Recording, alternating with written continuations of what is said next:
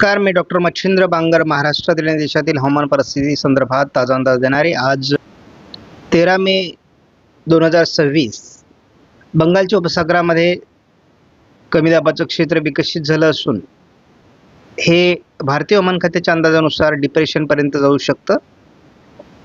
परंतु या वादळास किंवा कमी दाबास कुठल्याही प्रकारच्या इतर मॉडेलने सपोर्ट केलेला नाही, त्यामुळे याचं चक्रीय वादळ होण्याची शक्यता फार कमी आहे. अरबी समुद्र बंगालच्या उपसागराच्या दक्षिणेला मान्सूनच्या आगमनासाठी अतिशय अनुकूल वातावरण तयार झालेलं आहे. त्यामुळे एकूणच वातावरण बदलतंय. केरळ ते गोव्यापर्यंत कोस्टल म्हणजेच किनारपट्टी भागात पावसाचं अनुकूल वातावरण तयार झालं आहे.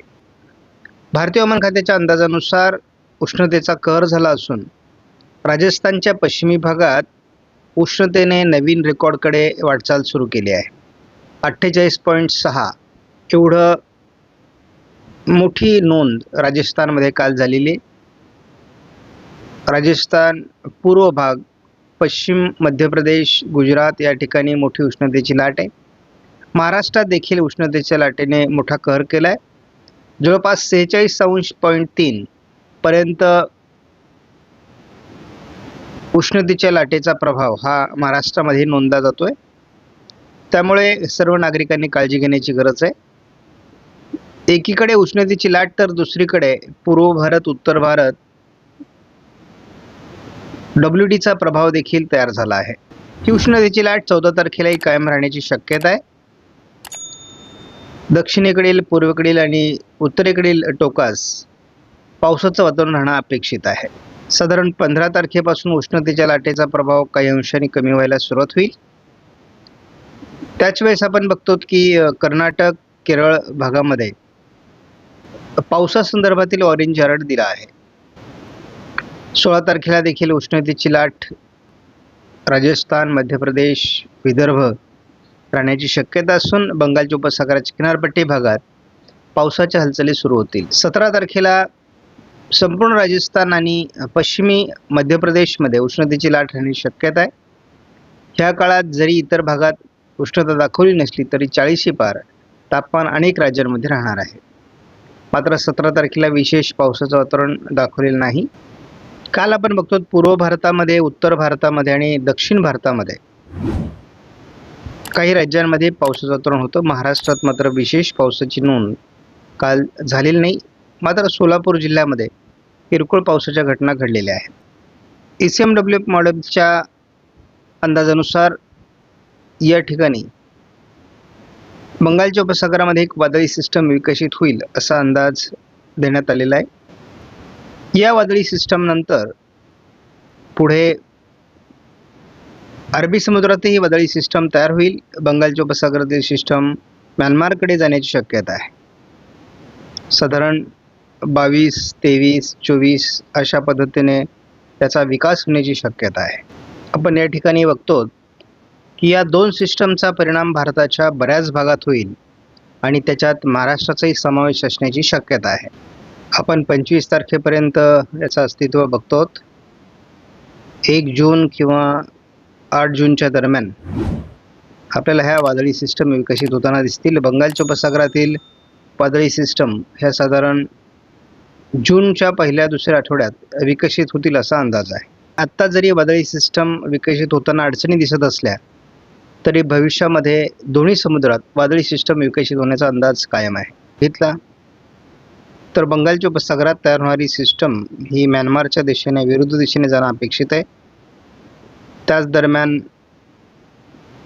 केरळच्या दरम्यान किंवा गोव्याच्या दरम्यान एक हलकं चक्राकार स्थितीचा वातावरण तयार होईल आणि त्यामुळे महाराष्ट्रामध्ये घाटमाथ्यावर आणि पश्चिम महाराष्ट्र, दक्षिण कोकणात थोडं पावसाळी वातावरण तयार होणं अपेक्षित आहे. ECMW मॉडेलनुसार किरकोळ पावसाळी परिस्थिती दक्षिण कोकण, पश्चिम महाराष्ट्रात असू शकते. आज 13 तारखेला आपण बघतो विशेष वातावरण महाराष्ट्रात नसलं तरी घाटमाथ्यावर आणि पश्चिम महाराष्ट्रातील काही जिल्ह्यामध्ये, दक्षिण कोकणामध्ये हलक्या पावसाची स्थानिक शक्यता आहे. 14 तारखेला देखील ही शक्यता कायम आहे. केवळ अंदमानात पावसास पोषक स्थिती निर्माण होते. 15 तारखेला देखील केवळ अंदमानामध्ये पावसाळी वातावरण आहे.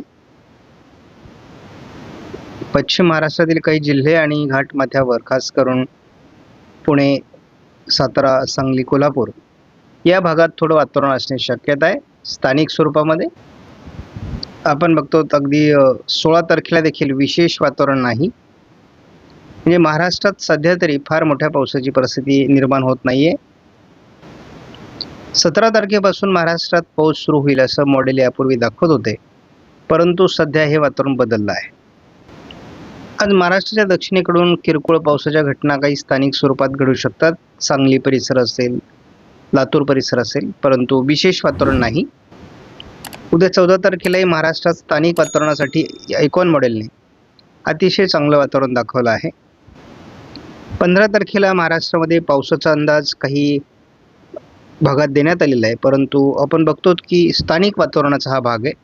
फार मोठी सिस्टम नसल्यामुळे फार पावसाळ्यासारखा पाऊस वगैरे होईल असं नाही, परंतु काही भागात हे स्थानिक वातावरण असेल. 16 तारखेलाही महाराष्ट्रात स्थानिक पावसाची शक्यता आहे. 17 तारखेला बंगालच्या उपसागराच्या किनारपट्टी राज्यांमध्ये थोडं वातावरणात सकारात्मक बदल होण्याची शक्यता आहे. पावसाचं अनुकूल वातावरण तयार होण्याची शक्यता आहे. या मॉडेलच्या आधारे आपण GFSचा अंदाज बघणार आहोत. बंगालच्या उपसागरात तयार झालेली सिस्टम ही विरुद्ध दिशेने जाण्याचा अंदाज दिसतोय. महाराष्ट्रात विशेष पाऊस या मॉडेलने तरी दाखवलेलं नाही. हे GFSचं एक महत्त्वाचं मॉडेल आहे. GFSचंच हे एक मॉडेल आहे. उष्णतेची लाट कायम राहण्याची शक्यता आहे. विदर्भामध्ये उष्णतेचा प्रभाव अधिक वाढू शकतो असा देखील अंदाज आहे. 19, 20 आणि 21 तारखेला महाराष्ट्रामध्ये भयावह अशा प्रकारची 47° पर्यंत जाणारी उष्णता निर्माण होऊ शकते. उष्णतेची लाट सक्रिय राहणार आहे. बंगालच्या उपसागरामध्ये जरी वादळी सिस्टम विकसित झाली असली, एखादा कमी दाब तयार झाला असला, तरी कोणत्याही मॉडेलने याला फार मोठी सिस्टम विकसित होईल, एखादी वादळी प्रणाली किंवा चक्रीवादळ तयार होईल असं दाखवलेलं नाही. त्यामुळे पुढील 48 तासामध्ये याचा प्रभाव कमी होणं अपेक्षित आहे. अंदमानात मान्सून येण्यासाठी पोषक स्थिती पुढील 72 तासामध्ये निर्माण होणं अपेक्षित आहे. साधारणपणे मान्सूनची प्रगती कशी होईल या संदर्भात आपण एक धावता आढावा घेत असतो. आपण बघतो 48 तासामध्ये अंदमानात पोषक स्थिती निर्माण होते. 15 तारखेनंतर मान्सून अंदमानात दाखल होणं अपेक्षित आहे. त्यामुळे लवकरच मान्सूनची वाटचाल आपल्याला भारतीय हवामान खात्याकडून दाखवली जाऊ शकते. घेतला तर लातूर, नांदेड, सोलापूरच्या आजूबाजूने, कोकण किनारपट्टी, नाशिकसह काही भागात पावसाचा अंदाज दाखवण्यात आला आहे. अगदी